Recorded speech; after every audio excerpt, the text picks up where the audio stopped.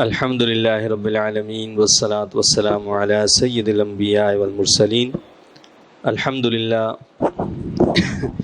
درس قرآن کی یہ نشست نمبر 283 ہے۔ اس سے پہلے سورہ السجدہ کی آیت نمبر 11 تک درس دیا جا چکا ہے۔ آج انشاءاللہ تعالی سورہ السجدہ کی آیت نمبر 12 سے درس کا آغاز ہوگا۔ اس میں اللہ رب العزت کا ارشاد پاک ہے: اعوذ باللہ من الشیطان الرجیم، بسم اللہ الرحمن الرحیم۔ وَلَوْ تَرَىٰ إِذِ الْمُجْرِمُونَ نَاكِسُو رُءُوسِهِمْ عِنْدَ رَبِّهِمْ رَبَّنَا أَبْصَرْنَا وَسَمِعْنَا فَارْجِعْنَا نَعْمَلْ صَالِحًا إِنَّا مُوقِنُونَ۔ اور کاش تم دیکھو جب مجرم اپنے سر جھکائے اپنے رب کے حضور پیش ہوں گے، کہیں گے اے ہمارے رب، ہم نے اپنی آنکھوں سے دیکھ لیا اور کانوں سے سن لیا، بس ایک بار بھیج دے ہمیں دنیا میں، اب ہم نیک عمل کریں گے، ہمیں اب پورا یقین آ گیا ہے۔ تو اس سے پہلے یہ بات ہوئی تھی کہ اللہ رب العزت نے انسان کو ایک حقیر جوہر سے بنایا ہے، اس میں اپنی روح پھونکی ہے، یعنی اس انسان کو بڑی کرامت اور شرف سے اللہ نے نوازا ہے۔ اور پھر ان لوگوں کا ذکر تھا کہ جو آخرت کے منکر ہیں، جو یہ کہتے تھے کہ جی مرنے کے بعد ہم تو زمین میں مٹی ہو جائیں گے، تو ہمیں دوبارہ کیسے پیدا کیا جائے گا؟ تو اللہ نے فرمایا تھا کہ دراصل یہ وہ لوگ ہیں جو رب کی ملاقات سے انکار کرنے والے ہیں، یعنی ان کو آخرت پر یقین نہیں ہے۔ پھر بتایا یہ گیا تھا کہ جب فرشتے جان قبض کرتے ہیں، موت کا فرشتہ جب آتا ہے، تو اللہ نے فرشتوں کو ہر انسان پر مقرر کر دیا ہے کہ وہ اس کی موت کے وقت اس کی جان کو قبض کر لیتے ہیں اور پھر اس کو رب کی طرف لوٹا دیتے ہیں، چاہے وہ چاہتا ہو یا نہ چاہتا ہو، وقت مقررہ پر اس کی زندگی کا اختتام کر دیا جاتا ہے۔ اب یہاں یہ بتایا کہ وہ لوگ جو دنیا کے اندر بڑا ان کے اندر تکبر ہوتا ہے، غرور ہوتا ہے، اور دنیا کے نشے میں مست ہوتے ہیں، دنیا کے اقتدار اور شہرت میں وہ مست ہوتے ہیں، اور اللہ اور اس کے رسول کے احکامات کو ماننے سے انکار کر دیتے ہیں۔ فرمایا کہ یہی لوگ جو دنیا کے اندر بڑی بڑی باتیں کرتے ہیں، قیامت کے دن ان کا حال یہ ہوگا۔ اللہ فرماتا ہے کہ کاش تم دیکھو جب مجرم اپنے سر جھکائے اپنے رب کے حضور پیش ہوں گے، یعنی قیامت کے دن سب کے سر جھکے ہوئے ہوں گے اور اس حالت میں اللہ کی بارگاہ میں پیش ہوں گے، اور اس وقت وہ اقرار کریں گے، کیا کہیں گے؟ اے ہمارے رب، ہم نے اپنی آنکھوں سے دیکھ لیا، یعنی یہ حقیقتیں جن کا ہم انکار کیا کرتے تھے، اور یہ جو ہم کہا کرتے تھے کہ جی مر کر تو مٹی ہو جائیں گے، تو آج تو ہم نے اپنی آنکھوں سے دیکھ لیا ہے اور کانوں سے سن لیا ہے، بس تجھ سے ایک التجا ہے کہ ہمیں ایک مرتبہ بھیج دے دنیا میں، اب ہم جب دنیا میں جائیں گے تو وہاں نیک عمل کریں گے، ہمیں اب پورا یقین آ گیا ہے۔ تو اللہ تعالیٰ نے یہ جو زندگی دی ہے، اسی میں ہمیں بتایا کہ ایمان بالغیب، کہ نبی کے بتائے ہوئے پر ایمان بالغیب لانا ہے، کہ نبی فرماتے ہیں کہ جنت ہے، نبی فرماتے ہیں کہ جہنم ہے، نبی فرماتے ہیں کہ اللہ ہے، نبی فرماتے ہیں کہ یہ فرشتے ہیں، تو یہ ایمان بالغیب ہے کہ نبی کے بتانے پر اس پر ایمان رکھنا، یہی انسان کی آزمائش ہے۔ آگے اللہ نے بتایا وَلَوْ شِئْنَا لَآتَيْنَا كُلَّ نَفْسٍ هُدَاهَا وَلَكِنْ حَقَّ الْقَوْلُ مِنِّي۔ جواب ملے گا، اور اگر ہم چاہتے تو ہم دے دیتے ہر شخص کو اس کی ہدایت، لیکن یہ بات طے ہو چکی ہے میری طرف سے حق القول منی لأملأن جہنم من الجنۃ والناس اجمعین، کہ میں ضرور بھر دوں گا جہنم کو تمام سرکش جنوں اور نافرمان انسانوں سے۔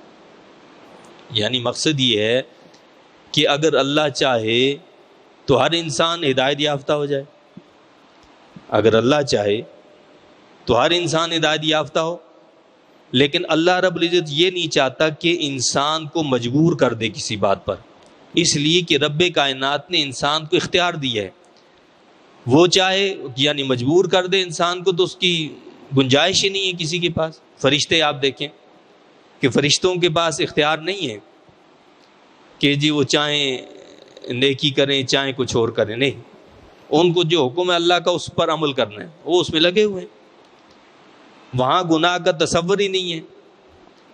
انسان اور جنات یہ دو ایسی مخلوقات ہیں جن کو اللہ نے عقل و فہم سے نوازا ہے اور اختیار دیا ہے، اور اختیار بھی بہت بڑا اختیار نہیں دیا کوئی کہ انسان کوئی مائی باپ بن جائے، اس کو اختیار بہت تھوڑا سا دیا ہے، چھوٹا سا۔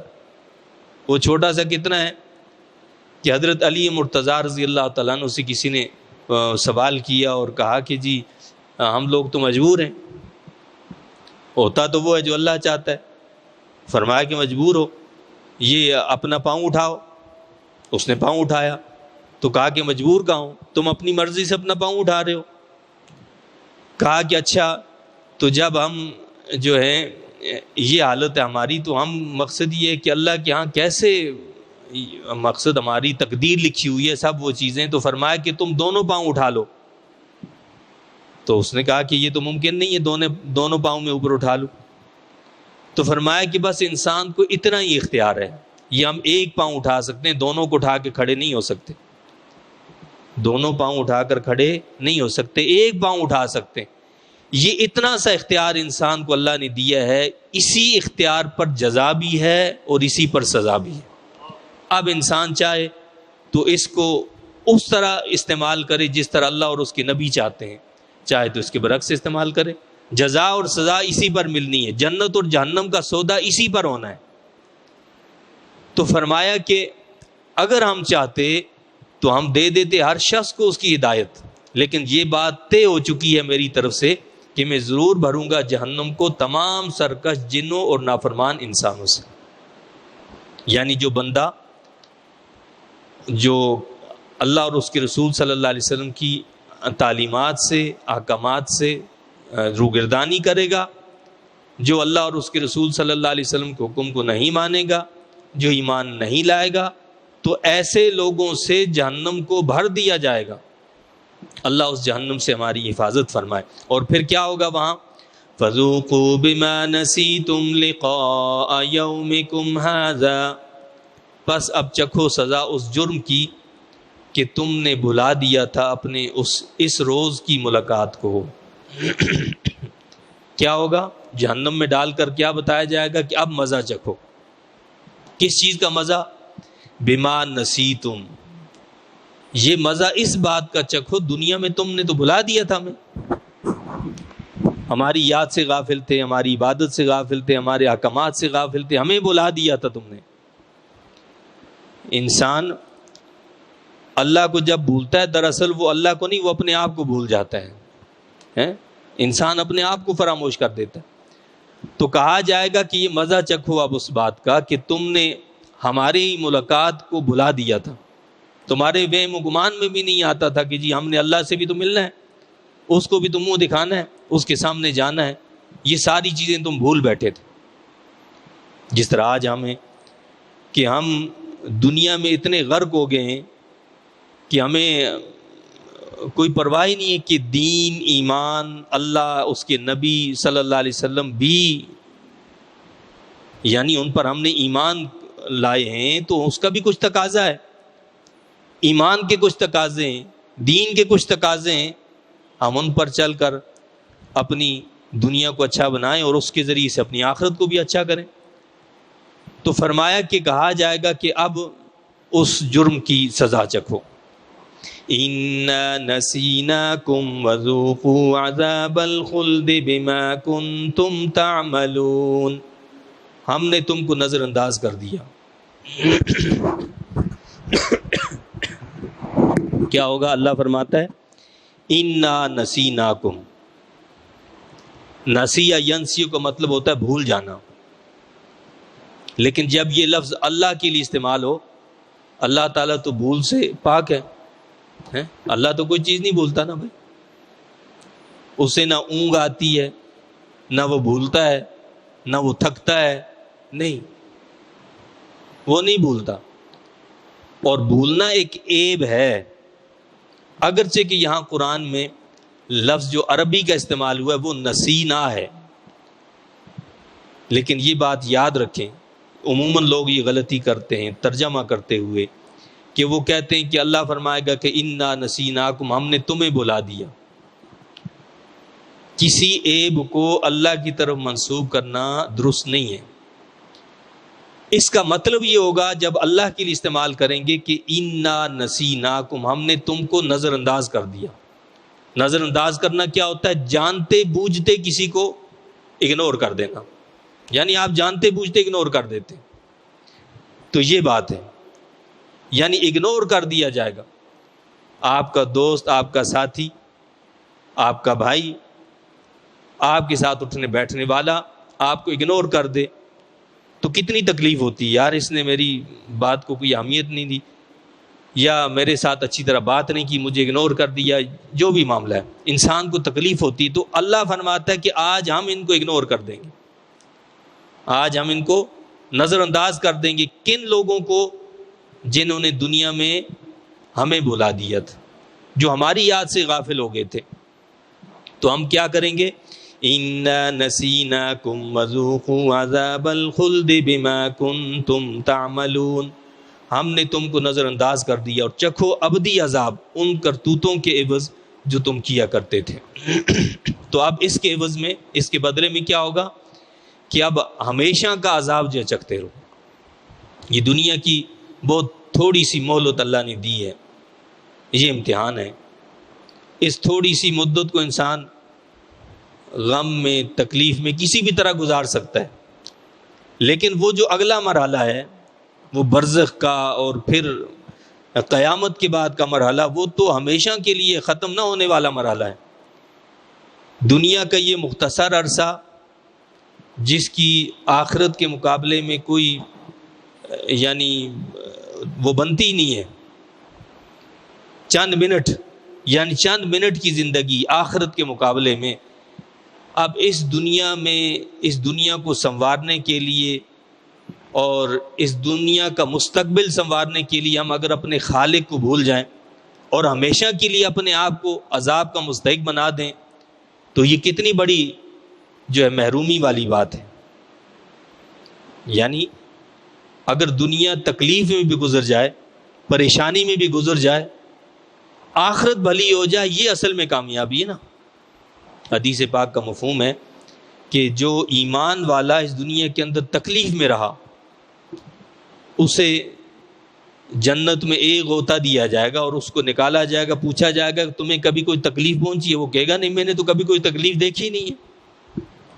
اور دوسری طرف ایک ایسا شخص ہوگا جس نے ساری زندگی جو ہے وہ ناز و نعم میں گزاری ہے، عیش و عشرت میں گزاری، اور کوئی دکھ، کوئی تکلیف، کوئی پریشانی اسے ملی ہی نہیں ہے۔ جہنم کے عذاب کا تھوڑا سا حصہ اس کو ٹچ کیا جائے گا بس، پھر پوچھا جائے گا کہ تم نے کبھی آرام اور راحت کو بھی دیکھا ہے؟ وہ کہے گا نہیں، میں نے تو کبھی آرام اور راحت کو دیکھا ہی نہیں ہے کہ آرام اور راحت ہوتا کیا ہے، سکون کیا چیز ہوتی ہے، میرے تو پاس سے بھی یہ چیزیں نہیں گزری ہیں۔ تو آج جو ہم یعنی آخرت کے مقابلے میں دنیا کو جو ترجیح دیتے ہیں، اس کی اصل وجہ یہ ہے کہ وہ آخرت ہماری آنکھوں سے اوجھل ہے اور اس کی ہمیں فکر نہیں ہے، اس کے بارے میں ہم نے کبھی سوچا ہی نہیں ہے۔ ہماری زندگی کی پلاننگ میں آخرت آئی نہیں ہے کبھی۔ ہم کوئی کام کرتے ہیں، اس کی پلاننگ ہوتی ہے، ہم کہتے ہیں جی یہ کام ایسے ایسے اس طریقے سے کریں گے، لیکن کبھی ہم نے اپنی آخرت کو اپنی پلاننگ میں رکھا ہی نہیں ہے کہ بھائی آخرت میں یعنی یہ کام ایسے کروں گا تو اس سے میری آخرت تو کہیں برباد نہیں ہو جائے گی، میرا رب میرے نبی صلی اللہ علیہ وسلم مجھ سے کہیں ناراض تو نہیں ہو جائیں گے۔ تو اللہ فرماتا ہے کہ اس دن کیا ہوگا، ان کو کہا جائے گا کہ اب ابدی عذاب، ہمیشہ کے عذاب میں مبتلا رہو۔ اللہ اس عذاب سے ہمیں محفوظ رکھے۔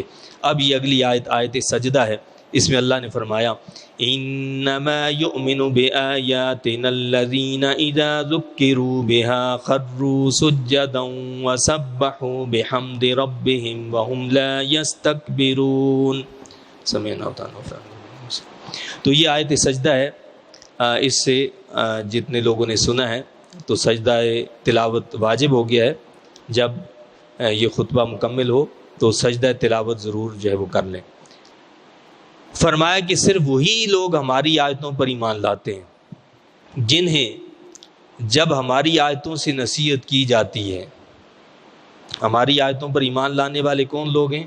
اللہ کیا فرماتا ہے کہ جب ان کو ہماری آیتوں سے نصیحت کی جاتی ہے تو کیا کرتے ہیں، وہ گر پڑتے ہیں سجدہ کرتے ہوئے اور پاکی بیان کرتے ہوئے رب کی، یعنی اللہ کی آیات کو سن کر، اللہ کا ذکر سن کر، اللہ کی یاد کا تذکرہ سن کر وہ فوراً سجدے میں گر جاتے ہیں، اس کی عبادت کے لیے جو ہے وہ ہمتن گوش ہو جاتے ہیں۔ ان کی ساری توجہ اللہ کی طرف ہو جاتی ہے، دنیا کی طرف نہیں جاتے، پھر وہ اللہ کی طرف۔ اللہ اکبر کی صدا بلند ہوتی ہے، اللہ کا نام ان کے کانوں میں پڑتا ہے، وہ سارا کام چھوڑ کر سیدھا اللہ کی طرف، اس کی عبادت کی طرف دوڑ پڑتے۔ تو کیا فرمایا کہ وہ کرتے خروا سجدا، تو گر پڑتے ہیں سجدہ کرتے ہوئے، یعنی انسان کی جو سب سے عظمت والی جگہ پیشانی، اس پیشانی کو وہ زمین پر جھکا دیتے ہیں، خاک آلود کر دیتے ہیں کہ مولا تیری عظمت کا اقرار اسی طرح کیا جا سکتا ہے کہ تیری شان بڑی عظمت والی۔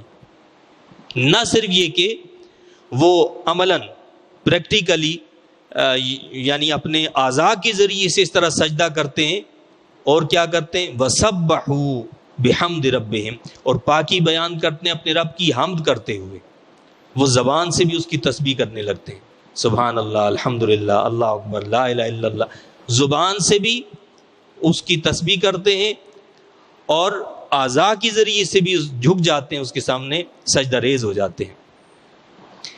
وَهُمْ لَا يَسْتَكْبِرُونَ، اللہ نے ان کی اگلی صفت کیا بیان کی، اور وہ غرور و تکبر نہیں کرتے۔ اللہ کی آیتوں کو سنتے ہیں تو کیا کرتے ہیں، سجدے میں گر پڑتے ہیں، زبان سے اس کی تسبیح بیان کرنے لگتے ہیں، اور وہ غرور و تکبر نہیں کرتے۔ یہ غرور و تکبر جو ہے یہ بہت بڑی اور سخت بیماری ہے، یہ دل کی بیماری ہے، یہ دل کی بیماری ہے۔ بزرگ فرماتے ہیں کہ ایک سوئی ہے، سوئی پر ایک پہاڑ کو اٹھا کر ایک جگہ سے دوسری جگہ منتقل کرنا آسان ہے، لیکن دل سے اس تکبر کو نکال دینا اس سے مشکل ہے۔ سوئی سے پہاڑ کو دوسری جگہ منتقل کرنا آسان، لیکن دل سے تکبر کو نکالنا مشکل۔ اب یہ تکبر کیا ہے؟ کبھی انسان کو علم کا تکبر ہوتا ہے، کبھی مال کا تکبر ہوتا ہے، کبھی اقتدار کا تکبر ہوتا ہے، کبھی شہرت کا تکبر ہوتا ہے، تو اس کے مختلف یعنی زاویے ہوتے ہیں۔ کبھی انسان کو کسی فن میں مہارت ہوتی ہے، اس کا تکبر ہوتا ہے کہ جی یہ اس فن کا مجھ جیسا کوئی بھی نہیں ہے، بس میں ہی ہوں۔ تو تکبر کی مختلف شکلیں جو ہیں ان کو مٹانا، یہ اصل میں مومن کی شان، کہ وہ تکبر نہیں کرتے۔ حدیث پاک کا مفہوم ہے کہ جس کے دل میں ذرہ برابر تکبر ہو